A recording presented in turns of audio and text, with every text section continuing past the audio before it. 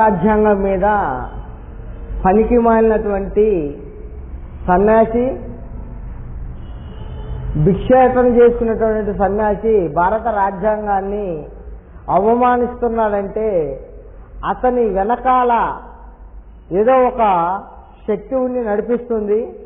అటువంటి వ్యక్తి మీద మరి మచిలీపట్నంలో కేసు పెట్టినా కానీ మరి పట్టించుకోవట్లేదంటే మరి వాళ్ళకి ఏ ప్రయోజనాలు ఉన్నాయో తెలియట్లేదు. కాబట్టి బహుజన నాయకులారా, సోషలిస్టులారా, భారత రాజ్యాంగాన్ని గౌరవించేటువంటి ప్రతి వ్యక్తికి తెలియజేసేది ఏంటంటే భారత రాజ్యాంగాన్ని మనం గౌరవించుకోవాలి. ఆ రాజ్యాంగంలో ఉన్నటువంటి చట్టాలను తెలుసుకోవాలి. అదేవిధంగా ఆ రాజ్యాంగంలో మనకి ఏవైతే హక్కులు ఉన్నాయో అవి తెలియని వారికి కూడా తెలియజేస్తే అది మన సమాజంలో ఇటువంటి మతాల మధ్య కానీ కులాల మధ్య కానీ విద్వేషాలు అన్నవి రెచ్చగొట్టకుండా అందరూ ఒకటే అన్నటువంటి విధానంలో ముందుకెళ్లాలన్నది నా యొక్క ఆలోచన. ఇక రాధా మనోహర్ దాస్ విషయానికి వస్తే అతను గత కొద్ది నెలల క్రితం అతను రైల్వే స్టేషన్లలో కానీ బస్ స్టేషన్లో కానీ బైబిల్ మీద అతను చాలా దుర్మార్గంగా మాట్లాడాడు. ఈరోజు ఆ చనువు తీసుకొని ఈరోజు భారత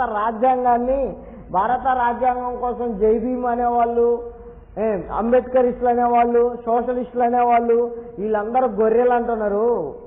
సింహం ఒక అడుగు వెనకకి వేసింది అంటే దాని అర్థం భయపడి కాదు, అవకాశం కోసం చూస్తున్నారు. బిడ్డ భోషుడికే నీవు ఒళ్ళు దగ్గర పెట్టుకొని మాట్లాడకపోతే బిడ్డ ఖబర్దార్ నిన్ను ఎక్కడైనా కానీ తోలు ఒలిసేటువంటి పరిస్థితి వచ్చిందని ఈ సందర్భంగా తెలియజేస్తున్నాను. జై భీమ్, జై భారత్. మేము అన్ని మతాలను గౌరవిస్తాం, అందరూ సమానం అన్నటువంటి విధానంతో మా యొక్క ఆలోచన విధానం ఉంటుంది. అంబేద్కరిస్టులు అంటే ఎక్కడ హింసకి తావుండదు.